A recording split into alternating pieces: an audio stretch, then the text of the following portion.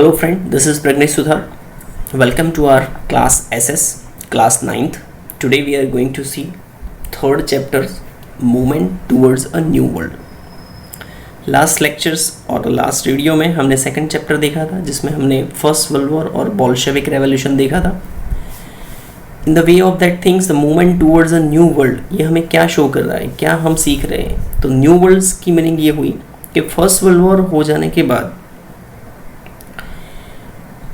पूरे जितने भी देश थे इकोनॉमिकली काफ़ी पुअर हो चुके थे और इन्हीं पॉवर्टी की वजह से हम देखें तो the immediate governments in the power were unsuccessful in improving this condition. अब ये जो इमीडिएट गवर्नमेंट जो थी उस वक्त की हर एक स्टेट में या तो हर एक कंट्री में, उनको अनसक्सेसफुल हुई अपनी कंडीशन को सुधारने में. People lost trust in democracy, लोगों का जो विश्वास था डेमोक्रेसी के ऊपर फर्स्ट वर्ल्ड वॉर के बाद वो बिल्कुल उठ गया. Dictatorship began in some countries, कुछ कंट्रियों में तो डिक्टेटरशिप जो थी वो बिगेन हुई, यानी तानाशाही शुरू हो गई. और अल्टीमेटली ये सारा फोर्स जो था driving to the second world war. So let's the following series of the events in this respect कि कौन कौन से इवेंट जो थे वो हुए. Global trend between two worlds war, ये दो वर्ल्ड वॉर जो हुई, यानी फर्स्ट वर्ल्ड वॉर हमने देख ली, अब सेकेंड वर्ल्ड वॉर जो होने जा रही है उनके बीच में कौन कौन से ग्लोबल ट्रेंड आए जिसकी वजह से ये सेकेंड वर्ल्ड वॉर जो थी वो भी उसका जो प्लेटफॉर्म था वो क्रिएट हुआ.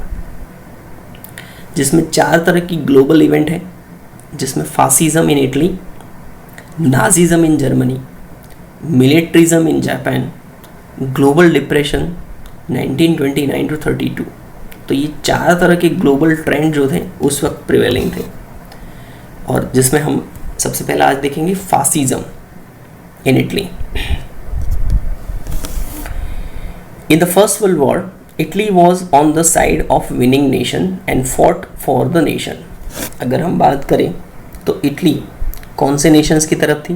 Winning Nations, and fought for the nation. It incurred the massive expenditures of $12 million, lost lives of 6 lakh soldiers. अब इटली जो विनिंग टीम के साथ थी वर्ल्ड वॉर फर्स्ट में, तो it incurred the massive expenditures of $12 billion. कितना million dollar? 12 billion. कम से कम 6 lakh soldier उसके मर गए. Yet the other winning Nations took over the choices territories. अब जाहिर सी बात है इटली का इतना बड़ा खर्चा हुआ, इतने सारे लोग मरे, लेकिन फिर भी हुआ क्या कि जो बाकी के अदर विनिंग नेशंस थे इटली के अलावा, उन्होंने सब ने अपने अपने चॉइसेस टेरिटोरीज जो थे वो ले लिए और इग्नोर किया किसको? इटली को. It was angry and frustrated. तो जाहिर सी बात है इटली जो था वो क्या था? बिल्कुल गुस्से था, फ्रस्ट्रेटेड था. जाहिर सी बात है कोई भी हो सकता है, जो इंसान काम करे, अपना हिस्सा दे, कॉन्ट्रीब्यूशंस करे और उसको रिवॉर्ड में कुछ ना मिले, तो जाहिर सी बात है वो गुस्से ही होगा. तो ये जो फीलिंग थी उसमें पनपने लगी. Its nationalist feeling was hurt for which Italian considered its government responsible and was more than eager to avenge this national humiliation as soon as possible. अब ये नेशनलिस्ट फीलिंग जो थी वो हर्ट हुई और उसके लिए वहाँ के जो इटली के जितने भी लोग थे उन सभी लोगों ने उनकी जो गवर्नमेंट थी उसको रिस्पॉन्सिबल माना कि उनके साथ ये जो ह्यूमिलिएशंस का मीनिंग होता है अपमानजनक घटनाएं, कि उनको इग्नोर किया, उनको कुछ नहीं मिला, तो उन्होंने उसको उनकी जो गवर्नमेंट थी वहाँ की उसको रिस्पॉन्सिबल माना और अपने इस नेशनल ह्यूमिलिएशंस को एवेंज करना यानी बदला लेना जितना जल्दी हो सके उतना. In order to salvage Italy from such a dire situation. Salvage का मीनिंग होता है डैमेज से बचाना. Such a dire it means बहुत ही ख़राब कंडीशन जो हुई थी इटली की, उसको बचाने के लिए Benito Mussolini launch the fascist party. अब याद रखिएगा कि फासिस्ट पार्टी का जो मेन पायोनियर था वो कौन था? बेनिटो मुसोलिनी, जिसने फासिस्ट पार्टी को लॉन्च किया. फासिस्ट पार्टी का सिंबल क्या था, तो उन्होंने सिंबल सिलेक्ट किया था a bundle of stick and x. होता ना कि इस तरह से it was just like he has x and so many kind of the bundle of stick. तो इस तरह से ये उनका सिंबल हुआ करता था। A symbol of supremacy of Roman emperor, ये सिंबल जो था वो सुप्रीमसी का था, रोमन एम्परर का। As a symbol of his party fascism has evolve from the Italian word fascismo. ये जो वर्ड आया था किस वर्ड से ऊपर से आया था, इटालियन वर्ड था जिसका नाम था फैसिज्मो। और अ फैसिस जिसका मीनिंग क्या होता है, absolute control of the state on all thing. Fasces और फैसिस्मो का मीनिंग क्या होता है, तो absolute control of the state on all the things, यानी स्टेट की जितनी भी चीज़ें हैं उसके ऊपर संपूर्ण कंट्रोल होना। मुसोलिनीज मैगजीम, मैगजीम का मीनिंग होता है मंत्र। अब मुसोलिन कौन था, जिसने फासिज्म को शुरू किया था। इसने जो फासिज्म को शुरू किया था उसकी पार्टी का मेन मैगजीम यानी मंत्र क्या था, वन पार्टी वन लीडर। एक पार्टी में या तो एक कंट्री में, एक नेशन में एक ही लीडर होना चाहिए, बाकी कोई नहीं। यानी एक तरह का क्या हुआ, ये डिक्टेटरशिप वाली जो सिचुएशन थी वो क्रिएट हुई। He gave military training to his party volunteer, जितने भी लोग उसकी पार्टी में ज्वाइन थे उनको सबको मिलिट्री ट्रेनिंग दी गई। हु वॉर, अब उनका यूनिफॉर्म क्या था, तो फासिज्म में जो लोग थे उनके याद रखिएगा, क्योंकि नाजिज्म में भी ऐसा यूनिफॉर्म होगा, तो you should must remember. Who wore black uniform, ये लोग ब्लैक यूनिफॉर्म पहनते थे। After coming to the power Mussolini captured Rhodes then the Dodecanese island from Turkey. Dodecanese जो आइलैंड था और रोड्स जो था आइलैंड, ये दोनों आइलैंड जो थे तुर्क से उन्होंने छीन लिए। He was also won, it means he also won Albania, Abyssinia and Fiume Port in 1924. After these victories, Mussolini snapped all ties with League of Nations and joined, क्या ज्वाइन किया, अब क्या हुआ कि after the victories Mussolini snapped all ties with league of nation. अब Italy की जो tie थी लीग ऑफ नेशन के साथ उसने क्या किया, तोड़ दिया। And join the Rome Berlin Tokyo axis, ये जो एक्सिस यानी इनका जो ग्रुप था वो इट मीन्स दोज हुआ था जिसके साथ रोम बर्लिन और टोक्यो ये तीनों का एक ग्रुप था जिसे एक्सिस ग्रुप कहा जाता है, उसको ज्वाइन कर लिया। Thus Italy became responsible for second world war, तो इस तरह से इटली जो था वो सेकेंड वर्ल्ड वॉर के लिए रिस्पॉन्सिबल बना। नेक्स्ट जो शॉर्ट नोट्स और टॉपिक दिख रहे हैं वो है नाजीज़म इन जर्मनी। नाजी का नाम लेते ही हमें हिटलर याद आता है। So who was the pioneer of that thing. Germany had lost the first world war and it was economically रूइन। जिस तरह हम जानते हैं कि फर्स्ट वर्ल्ड वॉर जर्मनी हार चुका था, जर्मनी को बहुत ही ह्यूमिलिएट किया गया था, इकोनॉमिकली रूइन किया गया था यानी ख़त्म कर दिया गया था, जिसमें Paris peace process has compelled Germany to sign the treaty of Versailles. Versailles की ट्रीटी जो थी वो जर्मनी को साइन करनी पड़ी थी। Germans were extremely angry with unjust treaty, और ये जो ट्रीटी हुई उसमें जर्मन जो थे वो बिल्कुल नाखुश थे, गुस्से थे। उसी वक्त Adolf Hitler joined the national Socialist German worker party इन 1919, 1919 जब वर्ल्ड वॉर फर्स्ट ख़त्म हुई थी उसी वक्त की बात है।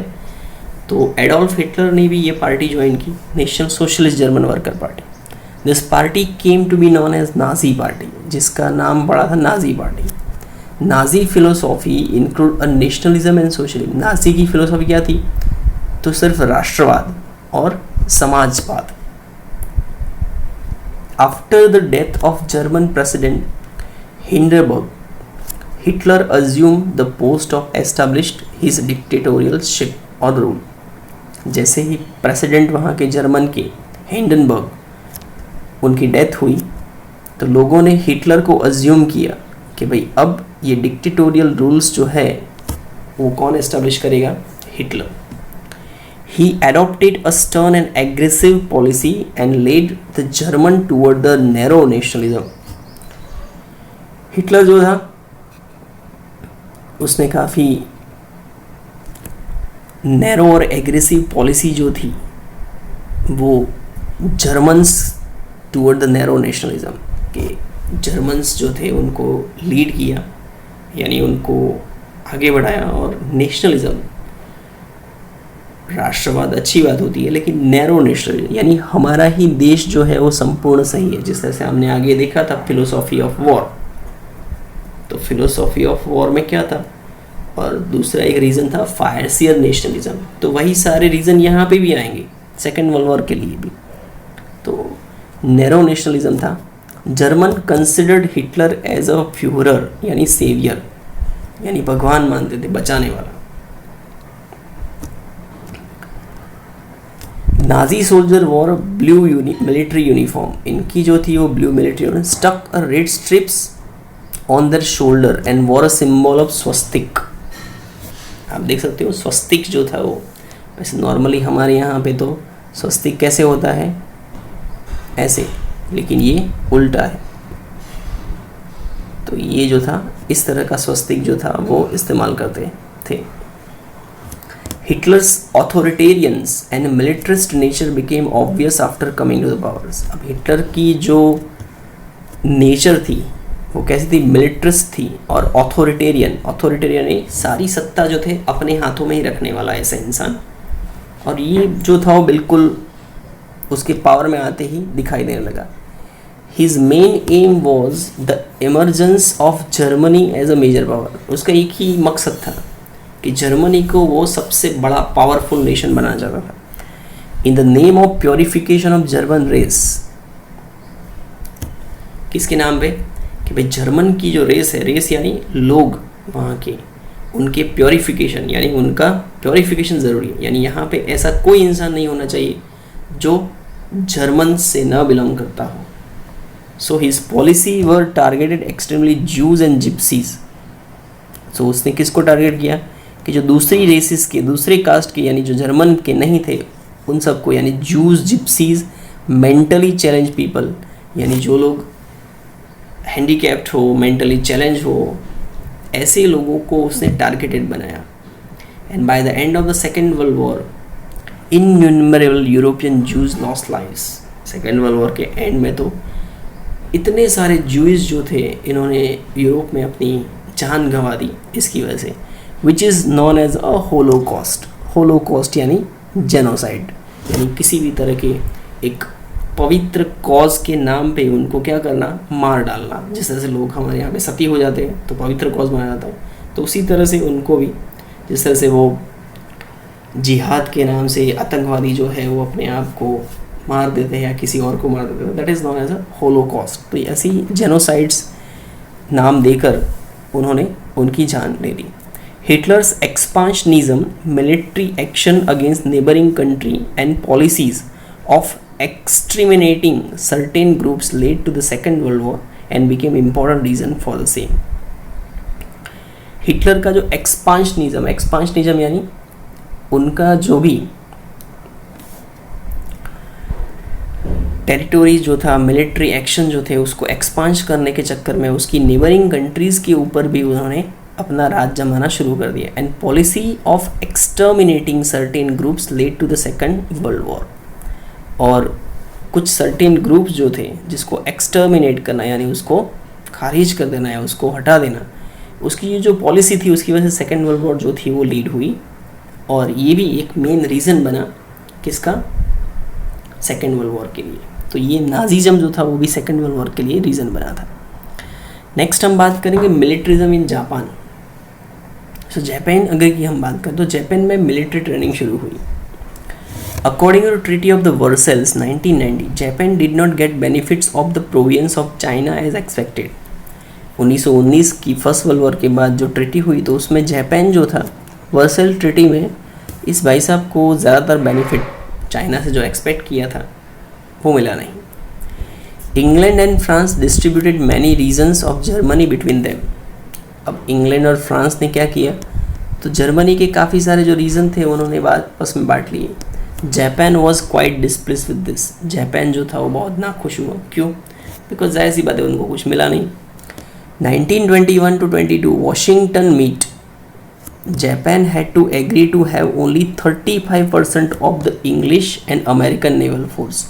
1921 और 22 में वॉशिंगटन मीट हुई और उसमें जापान को एग्री करना पड़ा कि भाई हमारे पास सिर्फ 35% इंग्लिश और अमेरिकन नेवल फोर्स रहेगी, बाकी सब उनके पास। So Japan also had to vacate his island of that is called Sakhalin and Siberia. तो जापान को जो दिए गए थे साखलिन और साइबेरियन आइलैंड वो भी वैकेट यानी खाली करने पड़े।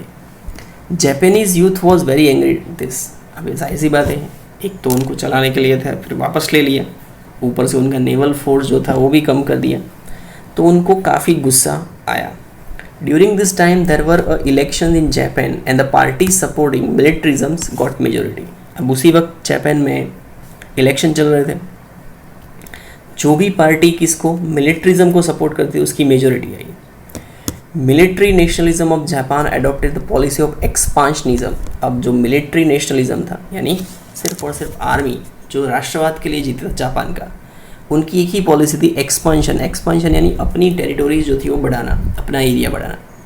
Japan did not get a permanent place in league of nation. Japan को परमानेंट प्लेस मिला नहीं था लीग ऑफ नेशन के लिए।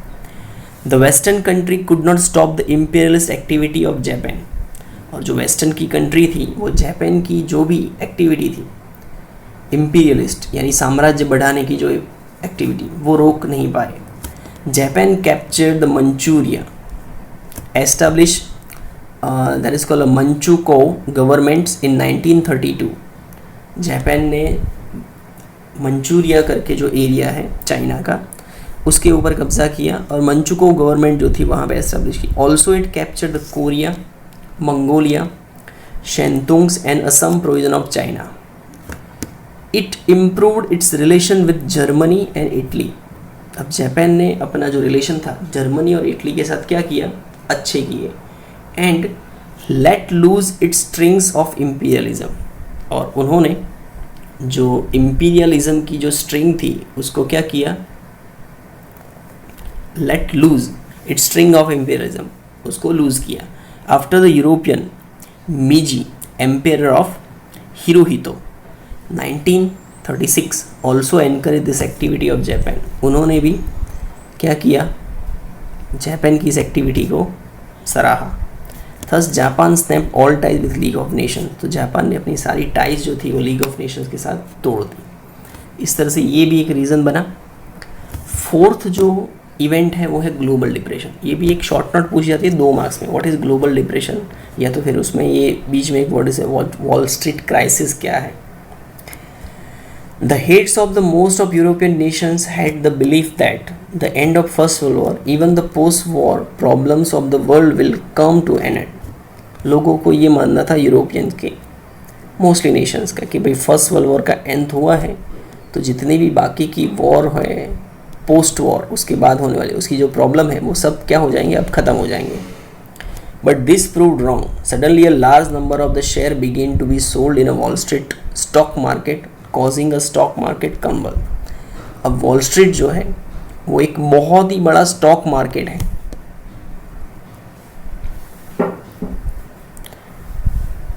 अब ये wall street great Britain, it means that it is in US जो आया हुआ है वॉल स्ट्रीट स्टॉक मार्केट। तो ये क्रम्बल होना इट मीन्स गिर जाना। जैसे ही शेयर मार्केट गिर जाता है तो वहाँ पे large number of the share जो थे वो सोल्ड होना यानी बिकने शुरू हो गए। इसे वॉल स्ट्रीट क्राइसिस के नाम से जाना जाता है by critics. 24 October 1929 this crisis shook the whole world and shattered the economical condition of nation. ये जो क्राइसिस था उसने पूरे वर्ल्ड की जो इकोनॉमी थी उसको हिला दिया,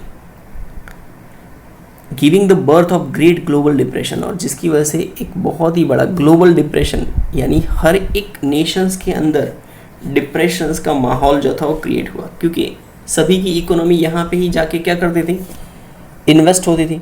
और जाहिर सी बात है जब यही शेयर मार्केट गिर जाए तो सभी कंट्रीज़ जो है वो क्या हो जाती हैं, बिल्कुल इकोनॉमिकली पुअर हो जाती है। Most of the nations world were affected by this, सारे नेशंस को अफेक्ट हुई। Even super power like Great Britain, अगर हम ब्रिटेन की बात करें उस वक्त सुपर पावर था, had to sacrificed its policy of keeping gold reserve again the currency pound.